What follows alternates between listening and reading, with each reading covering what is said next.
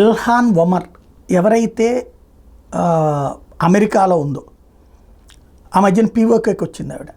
భారతదేశానికి వ్యతిరేకంగా పీఓకే ప్రత్యేక దేశం కావాలంటూ, ఏది పాకిస్తాన్లో భాగం కావాలంటూ, పీఓకే దేశం కావాలి, పాకిస్తాన్తో ఉండాలి అన్నటువంటి కోణాలు మాట్లాడేది. భారత్ని తీవ్రంగా ద్వేషించేటటువంటి అమెరికన్ నాయకురాలు. వాస్తవానికి ఆవిడ అమెరికానా, సోమాలియా నుండి శరణార్థిగా వచ్చినటువంటి కుటుంబం. అమెరికన్ చట్టాల ప్రకారం ఏదో బతికేసింది, అక్కడ నడుస్తోంది.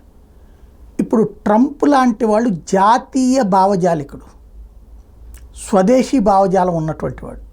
ఇప్పుడు వాళ్ళ పార్టీ చెప్తోంది ట్రంప్ మళ్ళీ అధికారంలోకి వస్తే ఇట్లాంటి వాళ్ళని, అక్రమ శరణార్థులు లేకపోతే కనుక అమెరికాకి విరుద్ధంగా వ్యవహరించేటటువంటి వాళ్ళని వాళ్ళ దేశాలకు పంపిస్తామని. ప్రాక్టికల్గా జరుగుతుందంటే ఏం జరగదు, కానీ తద్వారా ఆవిడ ఎట్లాంటిది అన్నది ప్రపంచానికి చెప్పడానికైతే కుదిరింది.